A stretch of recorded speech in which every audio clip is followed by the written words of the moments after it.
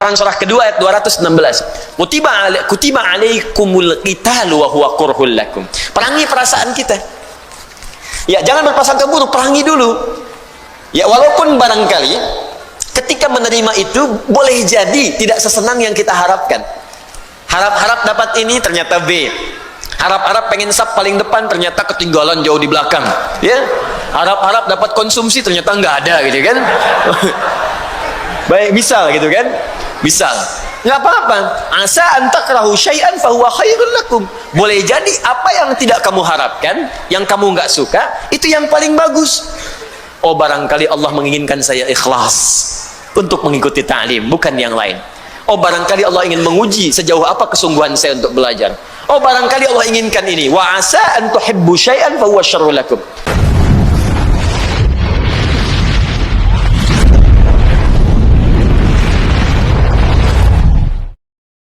Jika kita meminta dalam Al-Fatihah langsung tawaran dari Allah, silahkan minta apapun sepanjang itu baik untuk dunia dan akhirat dan itu engkau butuhkan, pasti Allah kabulkan.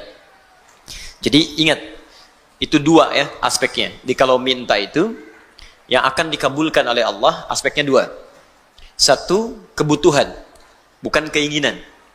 Ingat ya, saya ulang, kebutuhan bukan keinginan. Kadang-kadang kita meminta, menginginkan sesuatu, Allah menjawab apa yang kita butuhkan, bukan apa yang kita inginkan. Nah, dalam hal ini kadang-kadang terjadi tiga hal. Pertama, jika memang apa yang kita minta itu kita butuhkan, maka seketika akan dikabulkan. Yang kedua, boleh jadi yang kita inginkan itu memang kita butuhkan, tapi bukan saat ini. Nanti mungkin 3 tahun lagi, nanti 2 tahun lagi, nanti setahun lagi. Maka boleh jadi permintaan saat ini ditunda oleh Allah, jawabannya bukan tidak dijawab, tapi dikabulkan saat kita sanggup kemudian menjalani apa yang kita mintakan itu. Ini biasa, Pak. Jangankan kita, para nabi pun begitu. Ya, Nabi Muhammad SAW minta kepada Allah supaya kiblat dialihkan dari Masjid Al-Aqsa ke Ka'bah Al-Musharrafah di Makkah Al-Mukarramah. Apakah seketika saat meminta langsung dikabulkan? Tidak. Ada proses 2 tahun lebih sampai hampir 3 tahun baru turun Quran surah kedua ayat 144 itu. Bahkan bahasanya dalam Al-Quran, qad nara taqalluba wajhika fis sama. Kami selalu perhatikan engkau menengadahkan wajahmu ke langit memohon supaya kiblat dialihkan. Ini ternyata tidak ada ruginya berdoa walaupun dikabulkan 2 tahun kemudian, tapi saat bermohon itu kita sering diperhatikan oleh Allah. Anda diperhatikan oleh guru saja, senang. Diperhatikan oleh pasangan hidup, senang. Anak diperhatikan oleh orang tua, senang. Orang tua diperhatikan oleh anak, senang. Maka siapa yang tidak senang diperhatikan oleh Allah Subhanahu wa ta'ala? Maka jika Anda pengertian terbaliknya, jika Anda ingin selalu diperhatikan oleh Allah, banyak-banyaklah berdoa. Wa qala rabbukum ud'uni astajib lakum. Ya, Rabbu berfirman, minta padaku, aku akan jawab. Tapi kalimatnya menggunakan astajib, bukan ujib. Ya, ista talabus syai' bisa berarti jaraknya seketika, bisa berarti masih ada jarak ke depan. Jelas ya? Saya sering analogikan anak Anda usia 5 tahun minta diberikan motor. Ya, motor tertentu. Anda punya kemampuan membeli, tapi anak itu belum punya kemampuan mengendarai. Ya kan? Baik, apakah akan dibelikan? Tidak. Kalau Anda belikan sekarang, anak itu baru bisa pakai motor 3 tahun lagi. Beli motor sekarang buat 3 tahun, ngapain? Nggak ada manfaatnya. Anda akan belikan motor-motoran dulu. Kok motor-motoran? Kamu baru 5 tahun. Entar kalau sudah 15 tahun, maka yang motornya satu hilang. Motorannya hilang, jadi motor. Ya, kalau kamu sudah punya SIM 25 tahun, 17 tahun, 18 tahun, baru Bapak belikan. Kadang Anda meminta sekarang, dijawab kemudian. Kadang yang ketiga, minta A, keinginan, dijawab oleh Allah B, kebutuhan. Awas, hati-hati. Ini yang sering juga terjadi, tapi gak kita sadari. Ya Allah, pengen ke Madinah ya Allah. Pengen ke Madinah ya Allah. Minta. Tiba-tiba yang lulus Madinah Ciputat misalnya. Ya, masuk UIN misal. Ya. Ya Allah, ITB, ya Allah, ITB. Tiba-tiba masuknya ke IPB misalnya. Ya. Ya Allah, Unpad, ya Allah, Unpad. Tiba-tiba masuknya ke Undip. Ya, Undip. Misal. Jadi, kadang-kadang ketika kita minta sesuatu, dikabulkannya B. Kata Allah, kalau terjadi seperti itu, jangan berprasangka buruk dulu. Quran surah kedua ayat 216. Kutiba alaikumul qitalu wa huwa kurhul lakum. Perangi perasaan kita. Ya, jangan berprasangka buruk, perangi dulu. Ya, walaupun barangkali ketika menerima itu boleh jadi tidak sesenang yang kita harapkan. Harap-harap dapat ini ternyata B. Harap-harap pengen sub paling depan ternyata ketinggalan jauh di belakang. Ya. Harap-harap dapat konsumsi ternyata nggak ada gitu kan. Baik, misal gitu kan. Misal. Nggak apa-apa. Asa antakrahu syai'an fahuwa khairun lakum. Boleh jadi apa yang tidak kamu harapkan, yang kamu nggak suka, itu yang paling bagus. Oh, barangkali Allah menginginkan saya ikhlas untuk mengikuti ta'lim, bukan yang lain. Oh, barangkali Allah ingin menguji sejauh apa kesungguhan saya untuk belajar. Oh, barangkali Allah inginkan ini. Wa asa an tuhibbu syai'an fa huwa syarrul lakum. Dan boleh jadi apa yang Anda harapkan itu mungkin belum bagus buat kita. Kenapa ya Allah? Wallahu ya'lamu wa antum la ta'lamun. Karena Allah tahu masa depan. Sedangkan kita tidak. Jadi apa yang Allah berikan itu bukan hanya untuk sekarang.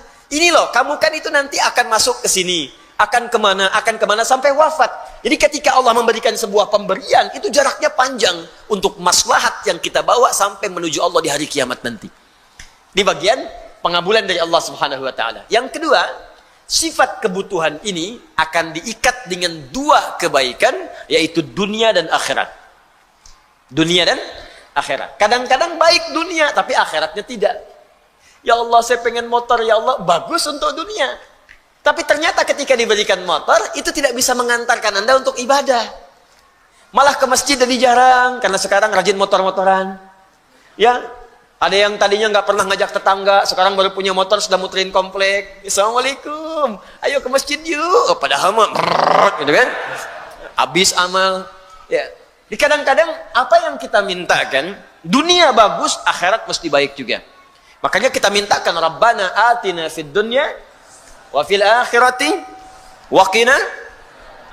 Pilih mana? Kaya dunia, miskin akhirat, atau miskin dunia, kaya akhirat? Bagus. Itu ya.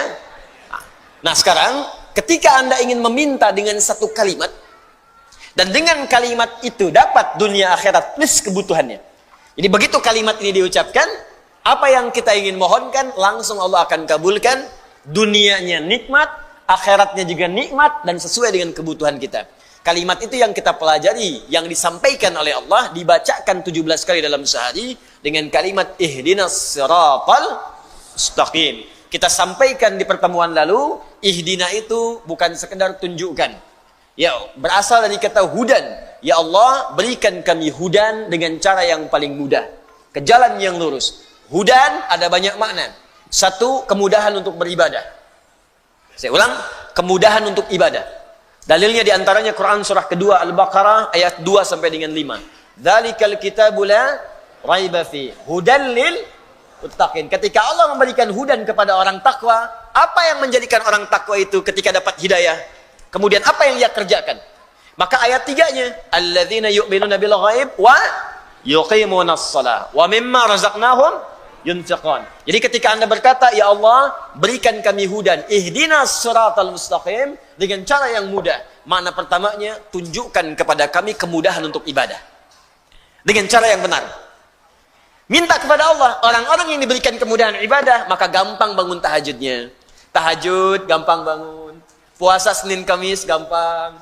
Bahkan nyari ayyamul bid, bahkan nyari puasa Daud. Untuk infaknya gampang. Ya, walaupun punya 1 juta bisa infak, 100.000 bisa infak. Nggak ada uang, masih sedekah. Dia cari kadang ke jalan, buang sampah ke tempatnya. Apa yang kira-kira bisa di masjid dibersihkan, dia bersihkan. Ada orang-orang yang minta hidayah kepada Allah, diberikan kemudahan untuk jalan ibadah. Ada yang gampang ke masjid, Masya Allah. Ya, sholat subuh misalnya jam 4 lewat 6, jam 3 sudah ke masjid. Bahkan pintu belum dibuka, di luar dia sholat. Ya, karena memang bermalam di masjid itu kan, misal. Minta. Yang kedua, ada berarti solusi. Solusi. Ya, dari setiap persoalan yang dialami.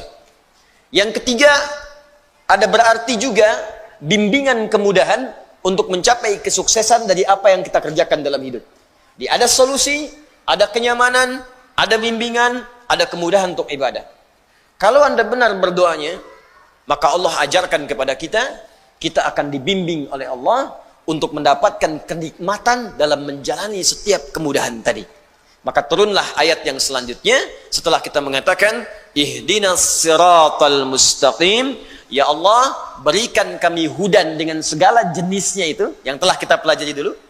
Ya, dengan cara yang paling mudah, cara yang paling lurus. Seperti apa itu semua? Dilanjutkan oleh Allah Subhanahu wa taala dengan ayat berikutnya, siratal ladzina an'amta 'alaihim ghairil maghdubi 'alaihim waladdallin. Yaitu jalan-jalan kemudahan untuk mencapai petunjuk tadi, kemudahan ibadah dengan cara yang benar, kemudahan mendapatkan rizki dengan cara yang benar, kemudahan mendapat solusi ketika punya masalah dengan cara yang benar, kemudahan sukses dengan cara yang benar, seperti engkau berikan pada orang-orang dulu yang telah mendapatinya dengan cara yang paling nikmat. Bukan orang-orang yang telah engkau berikan kemudian tersesat dengan itu karena tidak menggunakannya, atau dia tahu itu kemudian baik tapi dia menjauh darimu ya Allah.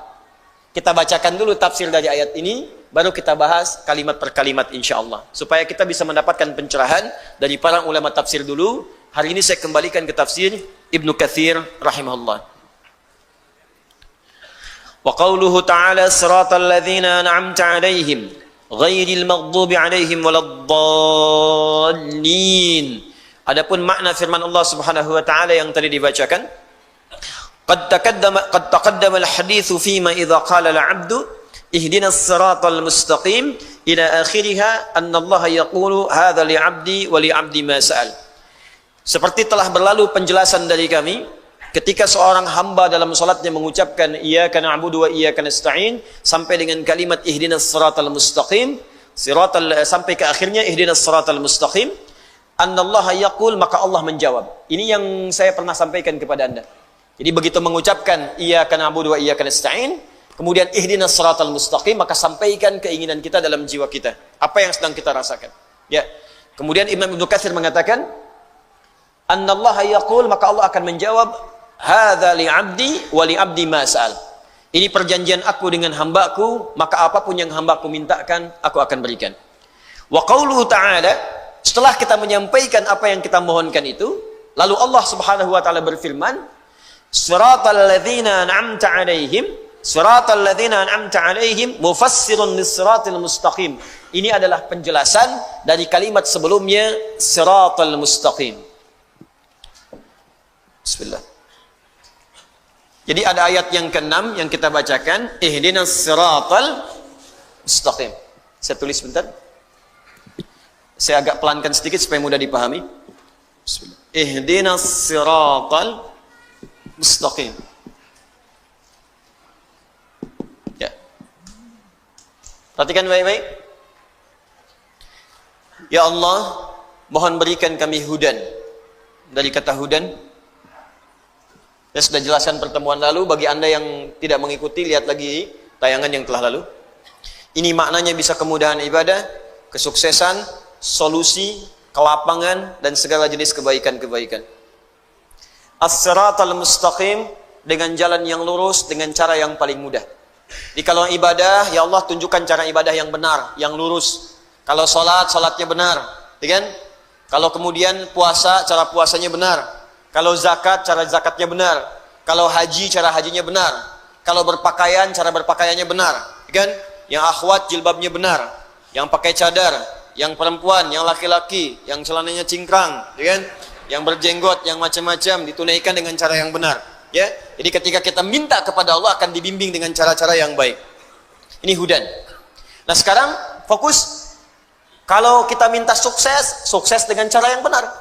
Karena ada orang sukses tapi dengan cara yang tidak benar. Ada yang nyogok, ada yang korupsi, ada yang macam-macam. Jadi kalau ada orang korupsi tapi mengucapkan kalimat ini, itu tandanya imannya nggak sampai ke jiwanya. Jangan ihdinas siratal mustaqim, ya Allah tunjukkan kami cara sukses yang benar dengan jalan yang lurus. Habis itu nyogok. habis itu korupsi, habis itu nipu, berarti ada yang salah dalam sholatnya, ada yang tidak tepat. Ya Allah, berikan solusi dengan cara yang benar. Ada masalah di rumah tangga, minta kepada Allah, maka diberikan solusi dengan cara yang benar. Dituntun kepada guru yang benar, kepada ustadz yang benar, pada kiai yang benar, minta solusi yang baik, sehingga selesai semua. Nah, yang paling indah, ketika Anda mendapatkan jalan yang benar itu, apa yang dimaksud dengan jalan yang benar? Anda bertanya lagi. Maka diteruskan oleh Allah, yang dimaksud dengan as-sirat ini, jalan yang benar ini, kalau ingin sukses, jalannya mesti benar. Kalau ingin ibadah, jalannya mesti benar. Kalau ingin ada solusi, jalannya mesti benar. Yang dimaksud jalan yang lurus dan benar itu, turunlah kalimat selanjutnya.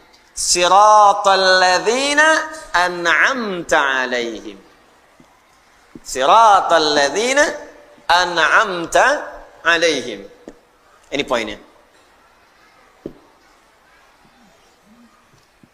Maka muncul ya ayat yang ketujuh, kata Ibnu Katsir rahimahullah, maka yang dimaksud dengan kalimat siratal ladzina an'amta 'alaihim mufassirun lis-siratal mustaqim. Mufassirun, kalimat ini, ayat yang ketujuh ini adalah penjelasan dari kalimat sebelumnya, yaitu pada ayat yang keenam, as-siratal mustaqim. Jadi ketika Anda ingin mengatakan dan bertanya, ya Allah, bagaimana saya mendapatkan bimbingan yang lurus untuk ibadah? Ya Allah, bagaimana cara saya mendapatkan bimbingan lurus supaya saya benar dalam mencari rezeki, benar berumah tangga? Maka turun tafsir penjelasan dari ini. Jadi ini rumus tafsir Quran bil Quran. Di ayat Quran ditafsirkan dengan ayat Quran lagi. Ini tingkat yang paling tinggi. Jadi nanti ada ayat Al-Quran ditafsirkan dengan ayat lagi. Contoh, Al-Qari'ah, Mal Qari'ah, kemudian Kamal Qari'ah, setelah itu Yauma yakunun nasu kal. Nah, tafsir dari Al-Qari'ah tadi Yauma yakunun nasu kal farashil mabthus, dan seterusnya ayat. Di ada ayat yang ditafsirkan lagi dengan ayat selanjutnya. Jelas? Nah, ada ayat ditafsirkan dengan hadis. Di ayatnya muncul apa keterangan di ayat itu? Hadis Nabi sallallahu alaihi wasallam yang menjelaskannya. Ini paling banyak. Contoh tentang puasa, contoh salat. Ya, disolatkan dalam Al-Quran. Saat kita solat, ada perintah solat, kan nggak pernah disebutkan dalam Quran bagaimana cara takbir, ya, bagaimana cara ruku. Diperintahkan di Al-Quran kita supaya solat. Al-Baqarah ayat 43, wa aqimus sholat, ayo tunaikan solat. Tapi nggak pernah dirinci di Al-Quran bagaimana cara solatnya. Ya, coba dilihat, ada nggak ayat tentang membimbing kita? Cara takbir itu angkat tangan sampai sejajar dengan bahu. Ada ayatnya? Silahkan cari sampai kiamat kurang 2 hari, nggak akan ketemu. Gak akan ketemu. Karena memang tafsirnya dijelaskan nanti oleh Nabi. Peran Nabi untuk menjelaskan itu semua lewat hadis Nabi SAW. Karena itu ada hadis tentang fikih salat. Cara bertakbir, cara niat sebelumnya, cara menghadap kiblat, bahkan cara wudhu sampai dengan kita salat dengan sempurna. Itu Al-Quran ditafsirkan dengan hadis. Kenapa Ustadz kok nggak lengkap aja di Quran supaya lebih mudah? Joni, kalau itu saja dilakukan, kapan kita hafal Qurannya? Maka kalau banyak itu seberat apa mushafnya? Setebal apa Qurannya? Ya, dan apa peran Nabi diutus untuk kita? Bagaimana kemudian kita bisa melakukannya? Kalau dijelaskan di Quran nggak ada contohnya, nirunya bagaimana? Nirunya bagaimana? Kadang-kadang satu kalimat saja salah paham. Ya, Anda bayangkan dijelaskan tapi nggak ada contohnya, bagaimana mengikutinya? Paham sampai sini? Baik, itu Al-Quran dengan hadis, ya. Nah, sekarang ini Al-Quran dijelaskan lagi dengan Al-Quran. Siratal mustaqim ditafsirkan siratal ladzina an'amta 'alaihim. Nanti sebentar saya teruskan dulu baca kitabnya, baru kemudian kita jelaskan maknanya.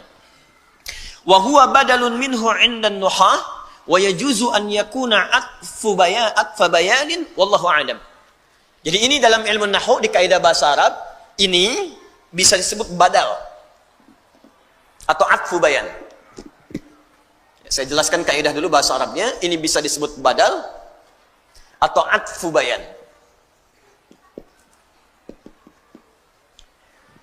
Badal artinya keterangan yang menggantikan, menjelaskan secara menyeluruh.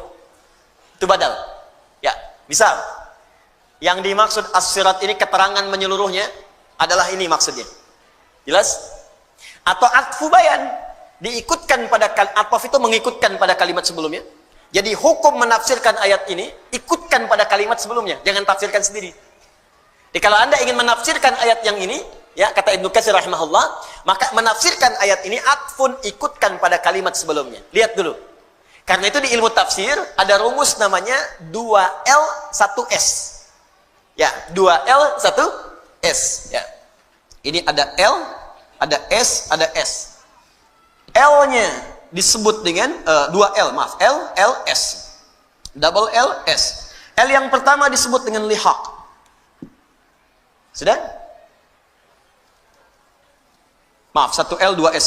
Siyak dan sibak. Lihaq. Kedua siyak. Ketiga sibak. Saya ulang, L, S, S. 1L, 2S. L-nya lihaq. Lihaq itu yang di depannya, yang setelahnya. Misal, Anda ingin menafsirkan ihdinas siratal mustaqim. Apa yang dimaksud ihdinas siratal mustaqim? Maka lihat ayat setelahnya. Jelas? Baik. Sibak. Sibak itu ayat yang sebelumnya. Saya ingin tafsirkan siratal ladzina an'amta 'alaihim, maka lihat ayat sebelumnya. Siyak, siyak itu ayat yang sedang kita bahas. Misal, ihdinas siratal mustaqim. Ketika kita ingin menggali makna ayat ini ayat yang sedang kita bahas namanya siyak. Kaitan dengan ayat sebelumnya disebut sibak. Kaitan dengan ayat setelahnya disebut dengan lihaq. Secara singkat, kalau ingin menafsirkan Al-Quran, jangan sembarangan baca satu ayat, langsung Anda pahami maknanya. Tidak. Anda harus memahami dulu kaitan dengan ayat sebelumnya. Al-Baqarah ayat 7. Ingin Anda pahami maknanya. Lihat kaitannya dengan ayat ke-6, ke-5, ke-4, ke-3, ke-2, ke-1 sampai Al-Fatihah. Lihat kaitan dengan setelahnya. Ayat 8, 9 sampai dengan An-Nas. Itu baru kita akan menemukan penafsiran yang sempurna. Paham? Baik. Jadi ketika Anda ingin menafsirkan yang ini, atfun. Ini diikutkan kepada kalimat sebelumnya, bayanun, statusnya menjelaskan kalimat yang ini. Di secara singkat, paling gampang, ini ayat menjelaskan ayat sebelumnya. Itu maksudnya. Kalau panjang-panjang kemana, itu maksudnya. Ya. Saya kenapa bahas ilmu nahu dulu, kaidahnya, supaya kita nanti kalau menemukan yang seperti ini, bisa memahaminya dengan baik. Ya, belajar 25 tahun kalau nggak dibahas kan sayang gitu. Baik. Sekarang kita tafsirkan per kalimatnya. Walladzina an'ama Allahu 'alaihim wal madhkuruna fi suratin nisa haitsu qala ta'ala wa may yuti' Allaha wa rasulahu fa ulaika ma'al ladzina an'ama Allahu 'alaihim minan nabiyyin was-siddiqin wasyuhada'i was-salihin wa hasuna ulaika rafiqa. Sekarang fokus baik-baik. Lihat sini. Saya akan mulai jelaskan tafsirnya dan di sini kita akan mulai serius memahami maknanya. Ya Allah, kami ingin mendapatkan kemudahan dalam ibadah, kemudahan dalam mendapat rezeki, kemudahan mengatasi persoalan, maka bagaimana cara kami mendapatkannya? Maka Allah turunkan ayat, Siratal ladzina an'amta 'alaihim. Kalau kalian ingin mendapati itu semua, maka mohonkanlah kepada Allah semua jenis kemudahan yang telah Allah berikan kepada orang-orang sebelum kalian. Yang mendapatkan kemudahan itu begitu nikmat. Kalau terjemah biasa, ya Allah, berikanlah kepada kami jalan yang paling nikmat seperti Engkau telah berikan kepada orang-orang sebelum kami. Jadi kalau Anda ingin ibadah, dibimbing oleh Allah dan nikmat ibadahnya. Ada orang memang benar ke masjid, tapi ibadahnya belum nikmat. Subuh jam 4:06, jam 4 dah ke masjid, tapi begitu subuh nggak nikmat. Allahu Akbar.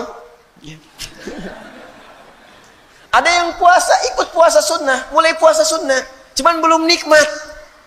Ya, sahur bareng-bareng. Akhi, hari ini buka jam berapa? Masya Allah, baru sahur dan hanya buka.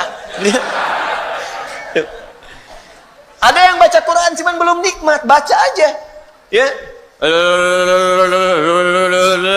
Ada yang baca satu ayat nikmat gitu. Yasin, buka tafsirnya. Satu ayat tapi nikmat gitu, Pak. Ya. Ada kan Yasin wal Qur'anil hakim innaka laminal mursalin. Memang lancar, khatam, tapi kenikmatannya enggak kerasa. Ada yang Al-Kahfi, alhamdulillahilladzi anzala, baca satu ayat nikmat. Ada yang 10 menit sudah selesai Al-Kahfi. 110 ayat, ya. Tapi kenikmatannya enggak ada. Ada yang cuma satu ayat tuh nikmat banget.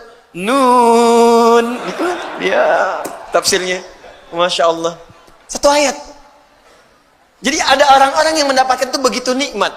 Ya, ada orang-orang yang mendapatkan itu begitu nikmat. Ibadah itu nikmat sekali. Dia Allah tawarkan, kamu saya beri solusi, tapi nikmat. Kan ada orang yang dapat solusi, tapi caranya kan nggak enak. Anda mau ke Alexan ke sini, Anda cari jalan, ya.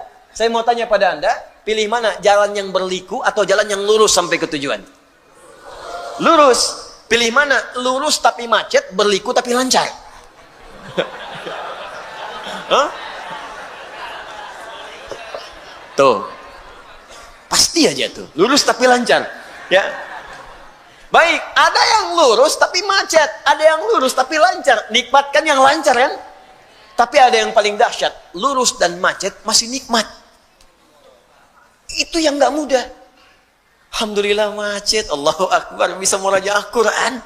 Lihat tuh. Jadi yang dia pikirkan tuh niatnya aja yang lurus. Mau ke pengajian, macet nih. Waduh, estimasi waktunya nyampainya jam 8. Mungkin baru nyampe udah mau bubar. Lihat? Tapi nikmat aja, bukankah sekarang live? Dibuka aja, ikutin. Jadi memang yang dia concernkan niatnya. Niat saya kan untuk belajar. Dan dahsyatnya dalam Islam, pahala diberikan saat niat itu muncul. Innamal a'malu niat. Jadi begitu niatnya muncul, pahala datang. Dan yang paling dahsyat, orang yang datang pun kalau rusak niatnya, rusak pahalanya. Begitu datang, ceklik. Wah, langsung kan selfie dari sana, klik, kirim ke teman. Aneh udah nyampe, ente di mana? Wah, mengaji dulu mencas iman. Padahal pengen orang tahu gitu. Nah ini ada bagian-bagian tertentu yang teman-teman sekalian, ketika kita hadirkan itu, kata Allah, saya akan berikan kepada kalian. Fokus, segala kemudahan, segala solusi, dan caranya nikmat mendapatkannya. Kalau Anda bertanya, ya Allah, saya pengen itu. Saya ingin mendapatkan solusi dengan cara yang nikmat, seperti engkau berikan pada orang-orang sebelum saya. Siapa mereka ya Allah? Maka kata Ibnu Katsir rahimahullah, ditafsirkan lagi kalimat ini dengan kalimat yang serupa, mirip kalimatnya. Di Quran surah keempat An-Nisa ayat ke-69. Ini kuncinya.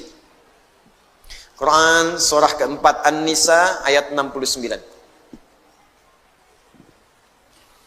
Siratal ladzina an'amta alaihim. Ya Allah, tunjukkan kami jalan-jalan kemudahan yang nikmat, seperti engkau telah berikan kepada orang-orang sebelum kami.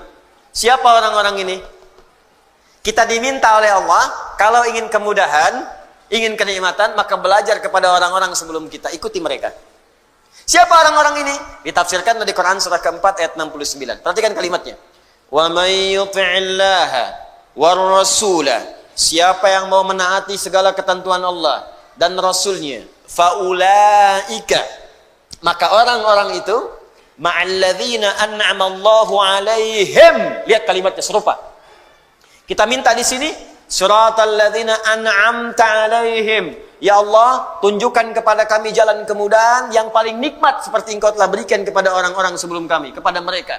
Siapa mereka? Kata Allah, faulaika ma'alladzina an'amallahu alaihim. Kalimatnya serupa. An'amta alaihim, an'amallahu alaihim. Tak di sini kan ke Allah. Lihat. Tak di sini ke Allah. Siratal ladzina an'amta, taknya ke Allah. Ya Allah, berikan kepada kami jalan kemudahan yang engkau berikan. Engkau, tak itu ke Allah. Engkau. Kalau kalimat taknya dibuang, Allahnya muncul. Maka di Quran surah An-Nisa ayat ke-69, taknya dibuang, Allahnya muncul. Faulaika ma'alladzina alladzina an'amallahu alaihim. Perhatikan ayatnya. Kalau taknya dibuang, Allahnya muncul. Karena tak yang dimaksudkan di sini ke Allah. Fokus, fokus. Jadi, kalau kita tutup taknya, Allahnya muncul. Maka kalimatnya berubah. Alladzina an'amallahu alaihim. Maka di surat An-Nisa ayat ke-69, faulaika ma'alladzina, ada an'amallahu, taknya hilang, Allahnya muncul. Alaihim. Ada ayatnya? Ada orang-orang yang kata Allah, akan saya berikan mereka semua kenikmatan yang pernah saya berikan kepada orang-orang terdahulu. Siapa mereka itu? Ada 4 golongan. 1, an-nabiyina. An-nabiyyin, kalangan nabi. Was-siddiqina, kalangan siddiqin. Nanti kita tafsirkan berdasar petunjuk dari nabi. siddiqin, wasyuhada'i.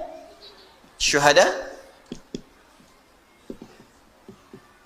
Ya.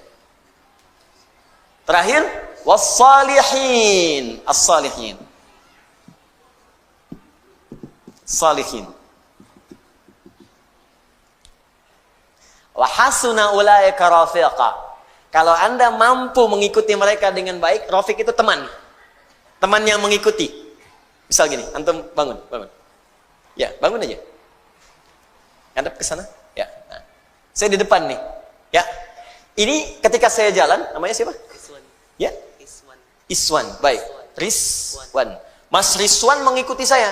Nempel. Ikut begini. Di begitu saya jalan, nggak ada yang begini mas. Adanya gini. Jalan. Nah, oke. Jalan. Begitu saya jalan, ini ikut. Nempel. Maka orang Arab mengatakan, hadza rafiqi. Ini teman saya yang nempel ngikutin. Rafiq. Orang yang selalu nempel ngikutin. Jelas?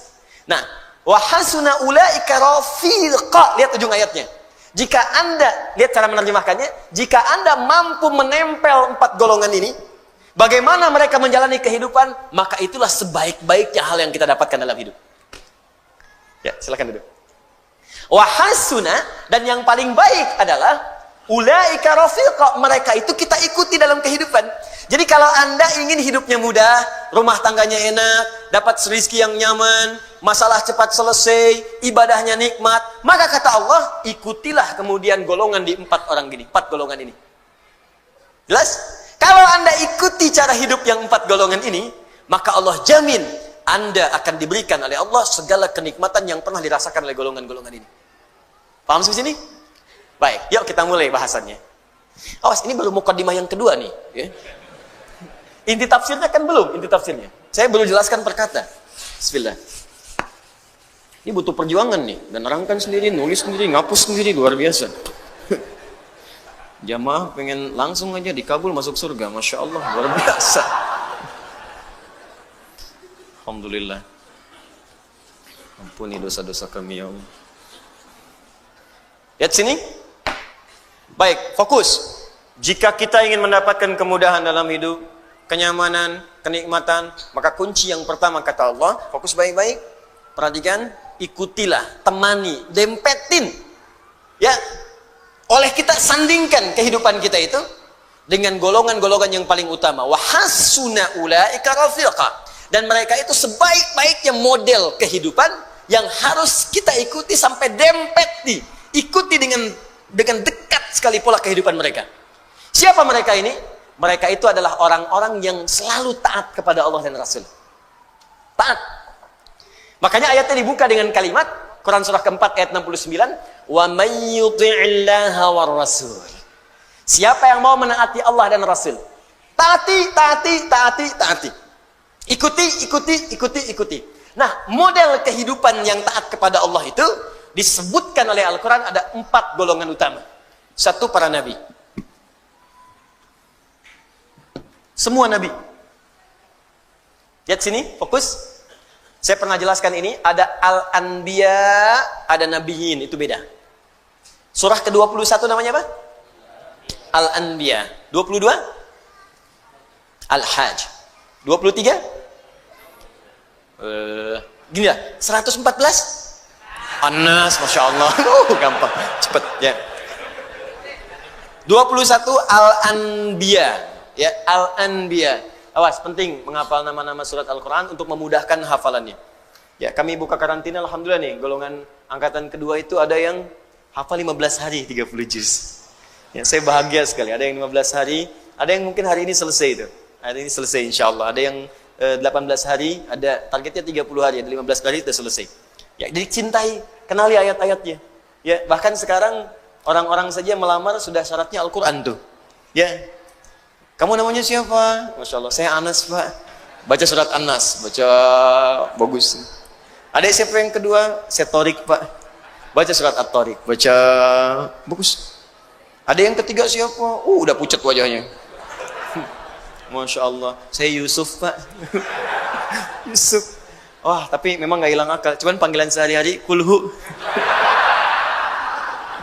Dari sini. Ada Al-Anbiya. anbiya, ada nabiyin. An-nabiyyin. Kalau anbiya, beberapa nabi. Karena itu di surah Al-Anbiya tidak dikisahkan semua nabi.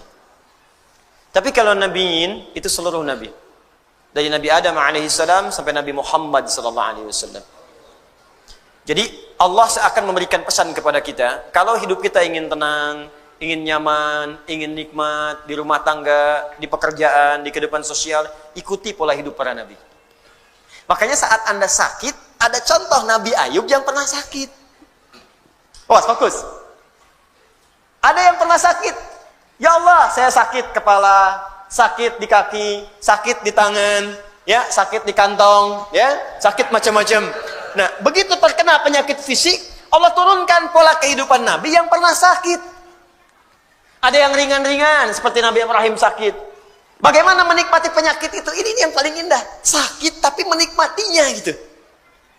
Kan kebanyakan orang sakit itu menghadirkan keluhan kan? Makanya dokter bertanya ketika pasiennya datang, keluhannya apa Pak? Keluhannya apa Bu? Dia ada orang sakit mengeluh. Tapi kalau Anda paham rumus ini, sakit tapi menikmati sakitnya. Pernah nggak ada orang terima sakit? Keluhannya apa? Ah, nggak ada, nikmat semuanya. Terus ngapain Bapak kesini? Cuman buat kasih tahu aja. Orang semua sakit itu ditanya keluhan, yang ini tidak menikmati sakitnya. Nabi Ibrahim sakit. Ketika sakit, Quran surah ke-26 ayat 80. Wa idza maridtu fahuwa yashfin. Kalau saya sakit, pasti Allah sembuhkan. Nggak ada keluhan. Allah, Engkau yang memberi saya makan. Engkau yang memberi saya minuman, Engkau yang menghidupkan saya, Engkau yang mewafatkan saya. Seperti Engkau menyehatkan saya dengan makanan dan minuman, saya sakit pun pasti Engkau sembuhkan. Nggak ada keluhan yang keluhan. Yang dahsyat Nabi Ayub. Ketika Anda berkata, itu kan penyakit biasa Ustaz. Tapi saya ini kena jantung.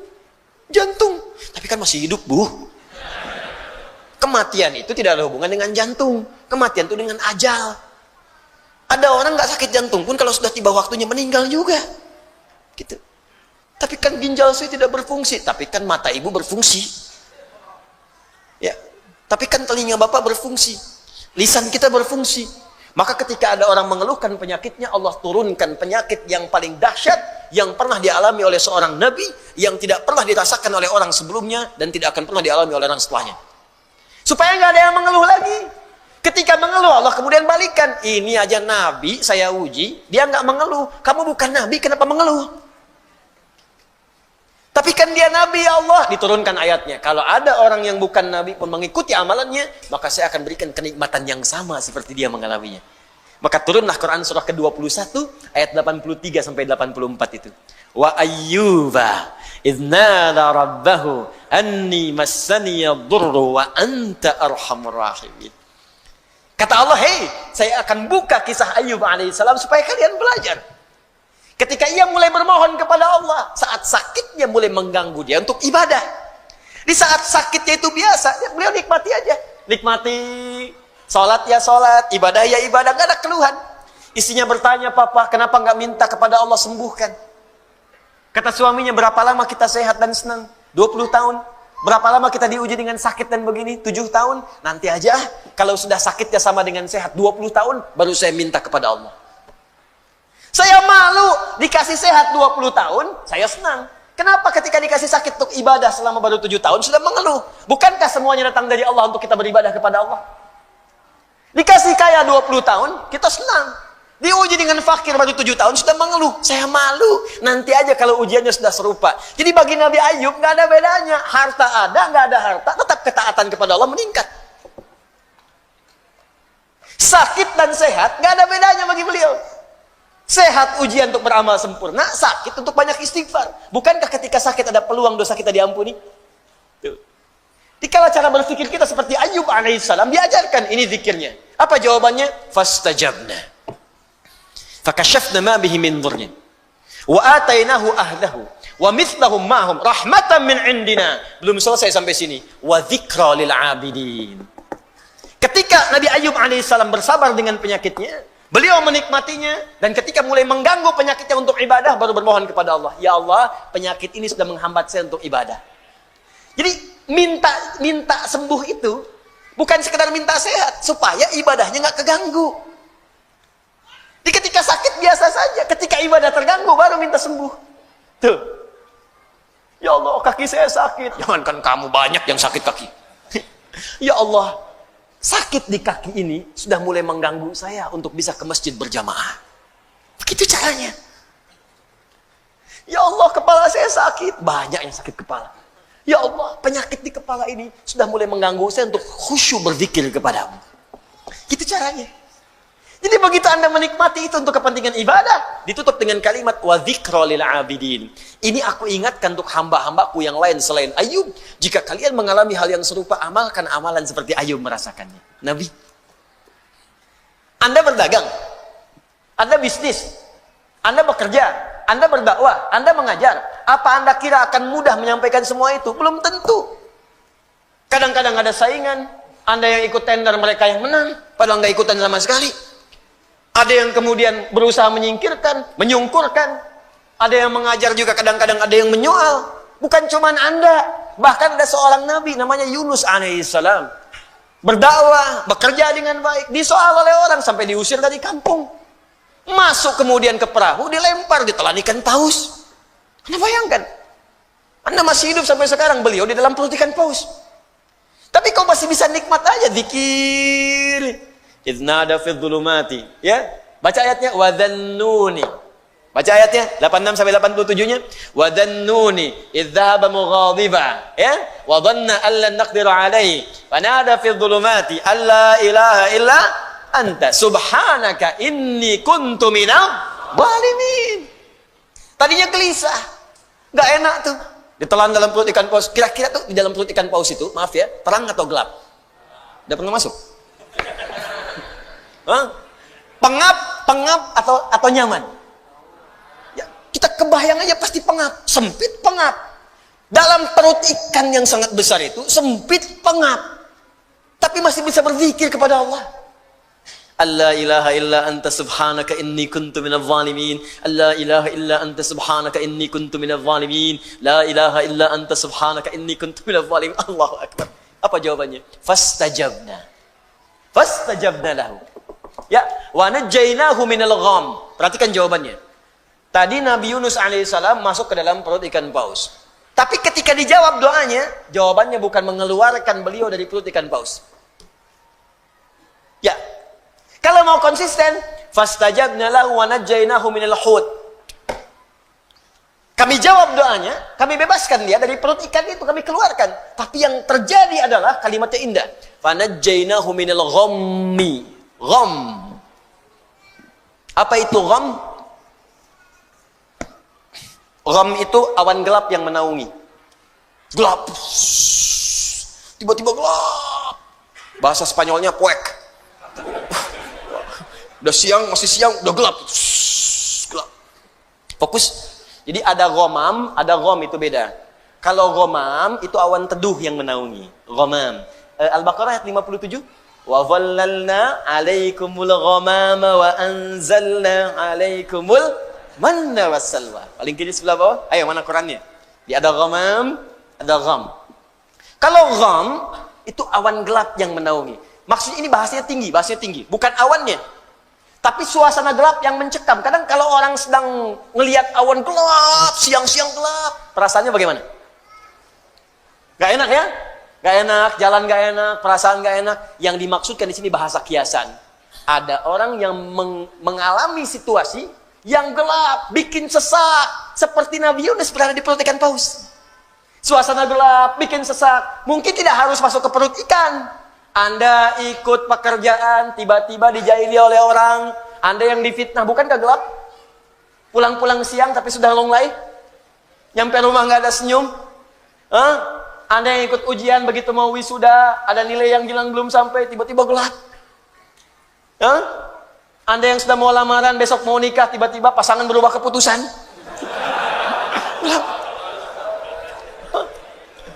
Seketika kan gelap, ya Allah. Padahal situasi siang.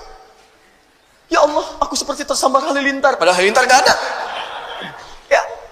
Makanya kalimat Qur'annya indah. Allah tidak mengatakan perut ikan pausnya. Allah ingin mengatakan, akan ada orang-orang hambaku, mungkin selain Yunus, yang mengalami situasi serupa dengan Yunus. Pekat, gelap, capek, lemah ya Allah. Walaupun tidak harus masuk ke perut ikan. Karena pekerjaan, karena di rumah tangga, karena di kampus, karena di kehidupan. Tapi Anda amalkan seperti Yunus, dalam suasana di perut ikan pun masih nikmat. La ilaha illa anta subhanaka inni kuntu minal zalimin. Perhatikan, begitu Anda mengamalkan zikir yang sama dan menikmatinya, wa kadzalika nunjil mu'minin. Belum selesai. Fanajjainahu minal gham, kami selamatkan Yunus alaihissalam dari gham, perut ikan. Wa kadzalika nunjil mu'minin. Kalau ada orang-orang beriman setelahnya mengalami situasi yang serupa, bahkan masuk ke perut ikan pun dia berpikir, saya selamatkan kata Allah. Atau bukan perut ikan, perut rentenir, kredit yang belum lunas, riba yang belum tuntas, lilitan utang, ya, kehidupan rumah tangga, masalah sosial, minta la ilaha illa anta subhanaka inni kuntu minadh dhalimin. Uang belanja belum kunjung datang, la ilaha illa anta subhanaka inni kuntu minadh dhalimin. Tuh, nikmat. Maka poin besarnya, makanya Allah turunkan kehidupan semua nabi supaya kita belajar. Kalau sedang punya kedudukan, turunkan Nabi Sulaiman. Nabi Sulaiman itu bisa menaklukkan awan, bisa menaklukkan angin. Ya, bukan hayalan. Songgoku cuma awan kinton. Ya, Sulaiman semua awan. Wuduha wa asyiya, datang pagi, datang petang, datang kecepatan kilat. Anda bayangkan, awan takluk, angin takluk, jin takluk, setan nggak macam-macam.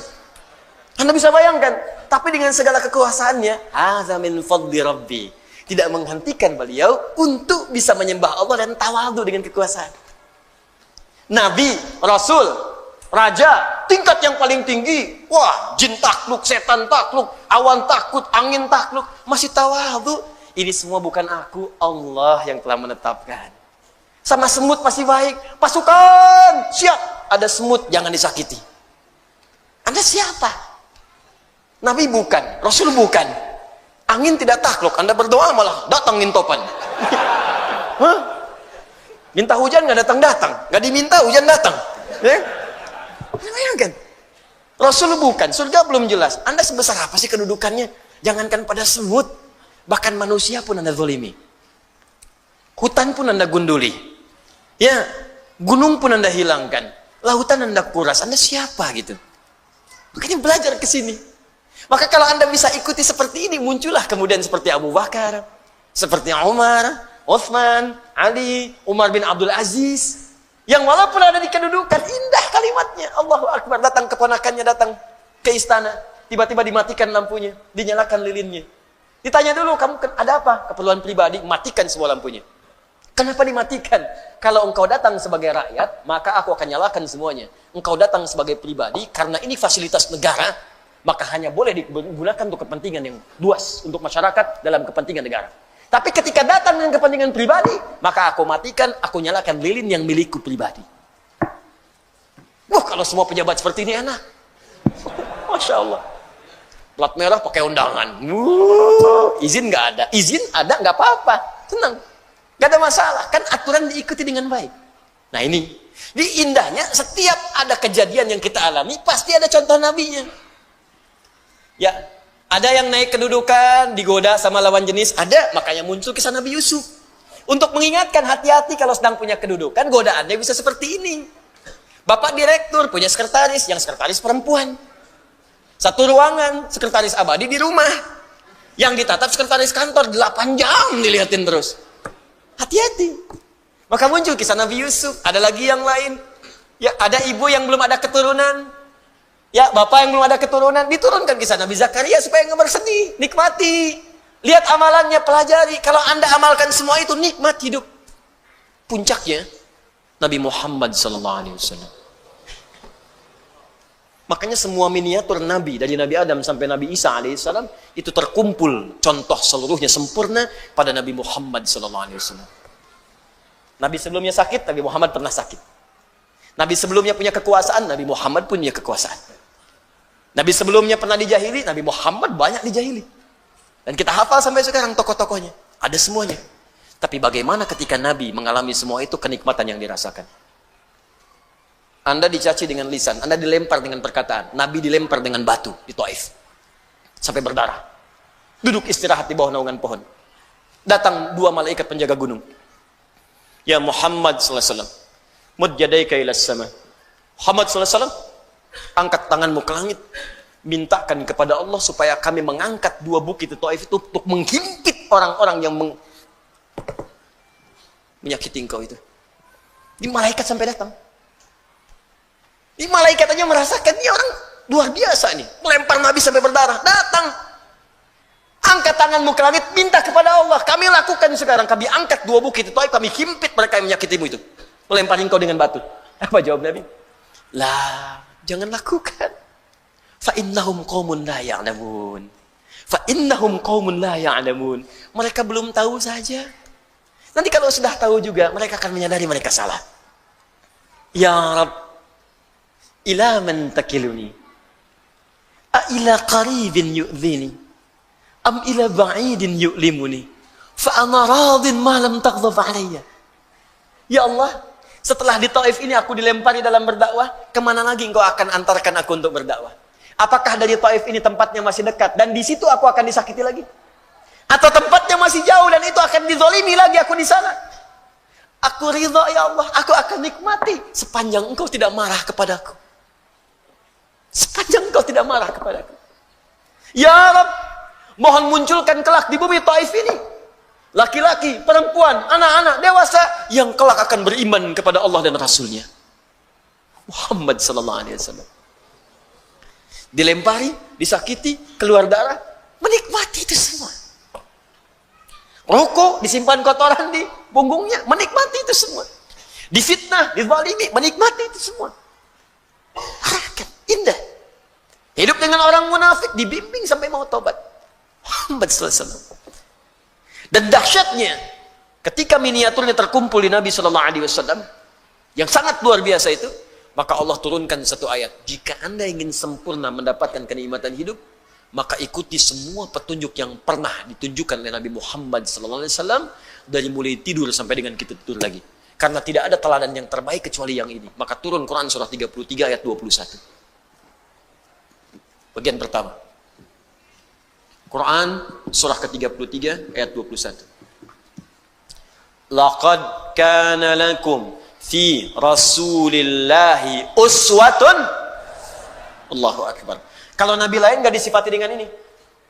Nabi lain tuh cuman kisah ini diikuti, kisah ini diikuti. Nabi Muhammad tidak. Langsung keluar kalimat uswatun hasanah. Uswah hasanah. Bahkan ayatnya di riwayat Warsh dan Qalun bisa dibaca dengan iswah. Qalun, Warsh dari Nafi'. Bisa dibaca dengan iswah. Laqad kana lakum fi rasulillahi iswatun hasanah. Iswah. Bisa uswah, bisa iswah. Dahsyat. Ini langsung penetapan dari Allah. Muhammad SAW beda, khusus, tidak sama dengan Rasul lain. Kata Allah, semua apa yang dikerjakan oleh beliau, itu akan jadi teladan dalam kehidupan. Jadi kalau Anda ikuti, langsung seketika Anda akan jadi teladan dalam hidup. Bapak Ibu, lihat sini. Harakatnya apa? Dhamma, di atas di bawah. Di atas. Karena itu di ilmu nahwu disebut rafa namanya. Rafa, di atas, tinggi. Rafa. Alamatnya dhamma. Harakatnya di atas di bawah? Di bawah. Bawah itu khafad, rendah, kecil. Khafad. Tandanya harakatnya apa? Kasrah. Nih. Saya inginkan Anda paham. Bukan menghafal. Menghafal mudah. Paham, itu yang paling penting. Kasrah. Kenapa disebut kasrah? Dari kata kasura, sesuatu yang pecah, kecil, lembut. Biasanya di bahasa Arab kalau harakat-harakat kecil, yang lembut, tipis, itu menggunakan kasrah. Sesuai dengan sifat. Misal, perempuan lebih lembut daripada laki-laki. Lembut, halus, kata-kata yang lebih lembut, lebih halus, maka untuk perempuan menggunakan kasrah. Laki-laki lebih terbuka, anta, anti, jazakallah khair, jazakillah khair, Jadi kalau ibu ingin mengucapkan selamat, terima kasih, Kalau ke laki-laki pakai K, jazakallah. Kalau ke perempuan pakai I, jazakillah. I, jangan tertukar. Ya, saya pernah mengajar pakai batik, pakai peci apa, begitu selesai Ustaz, jazakillah khair. Masya Allah. Alhamdulillah. I. Di kasrah artinya pecah. Karena pecah jadi mengecil. I. Fathah terbuka. A. Doma terkumpul. Ya. I. Kasrah kecil, pecah. Hancur, tipis. Nah, keluar dari sini jam 3. Mau itikaf itu jam 3 keluar. Tiba-tiba di pohon depan itu ada suara. Tunjuk. Kasrah. Oh. Fathah. Dhammah. Habis itu lari.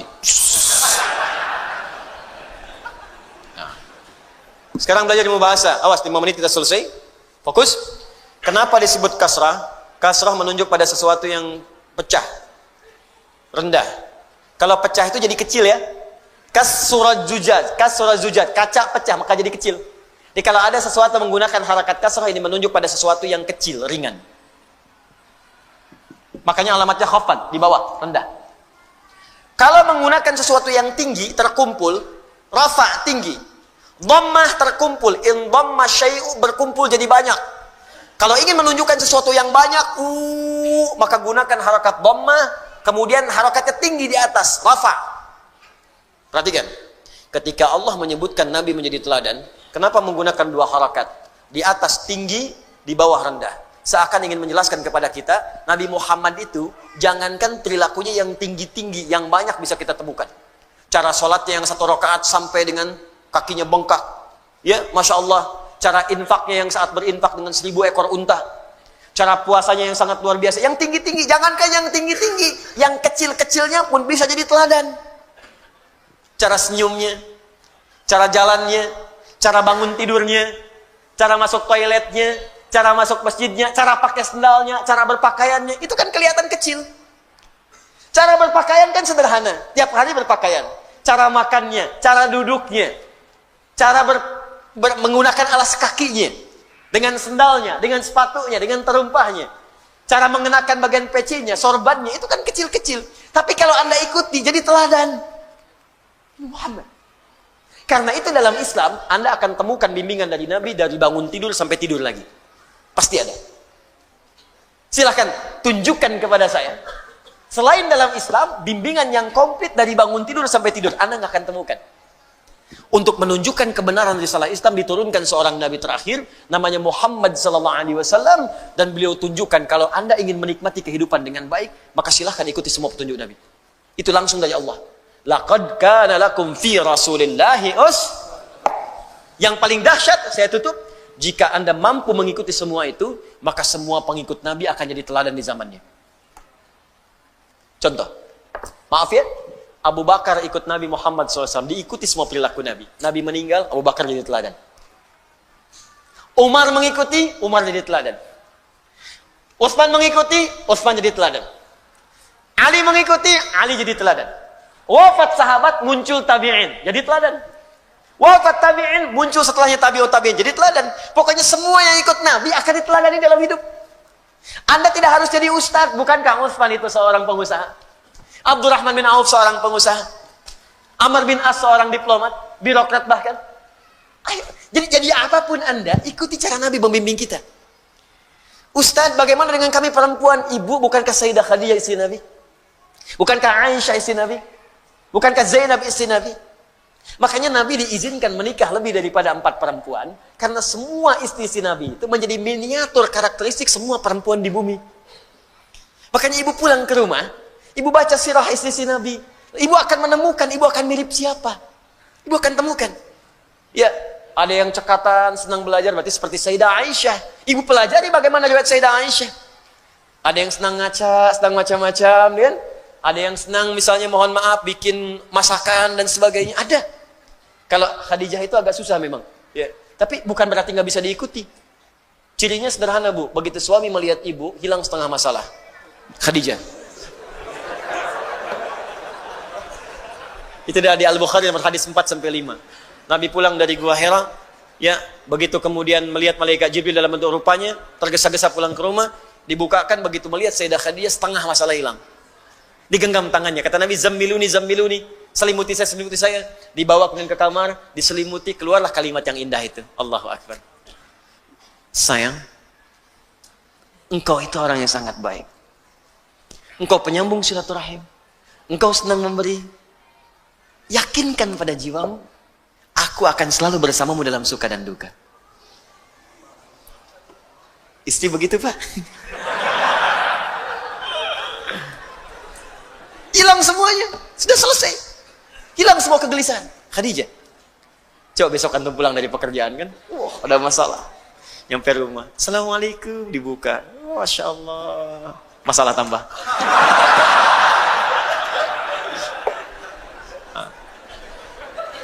Dan bonusnya, saya akhiri, bonusnya orang yang mampu mengikuti Nabi SAW dalam setiap taraf hidupnya bukan hanya akan dijamin tenang hidupnya, tapi orang ini akan langsung mendapatkan cinta Allah Subhanahu wa taala. Itu ada di Quran surah ketiga Ali Imran, saya tutup ayat 31. Qul in kuntum tuhibbunallaha fattabi'uni yuhibbukumullah wa yaghfir lakum dzunubakum. Katakan Muhammad, katakan pada umatmu, jika mereka atau kalian serius mencintai Allah, maka buktikan cinta itu dengan mengikuti semua petunjuk Nabi Muhammad SAW. Mulai sekarang belajar ya Bu ya, Pak. Belajar yang ringan-ringan dulu. Bangun tidur bagaimana petunjuk dari Nabinya. Mau makan petunjuknya bagaimana. Niatkan untuk mencintai Nabi. Niatkan untuk mengikuti Nabi. Jalan bagaimana Nabi berjalan. Berpakaian seperti apa Nabi berpakaian. Niatkan. Kalau Anda lakukan itu, yuhibbukumullah, maka bonusnya Allah langsung mencintai kita. Kalau Allah sudah cinta, wa yaghfir lakum dzunubakum, maka dosa-dosa kita akan diampuni oleh Allah Subhanahu wa taala. Nah, tidak cukup dengan amin, kita usaha dulu. Ciri orang yang diampuni dosa, maka akan dijaga semua perbuatan tubuhnya, terhindar dari maksiat. Maka kalau Anda sudah bisa mengikuti Nabi, kata Allah, mata akan dijaga dari maksiat, tangan dijaga dari maksiat, kaki dijaga dari maksiat. Maksiat itu buruk, lawan buruk itu baik. Maksiat itu sumber kegelisahan. Makanya orang yang maksiat itu gelisah. Gelisah lawannya tenang. Karena itu ketika maksiat sudah tidak ada dalam diri kita, orang ini hidupnya akan tenang dan pasti selalu akan ada dalam kebaikan. Itu puncaknya.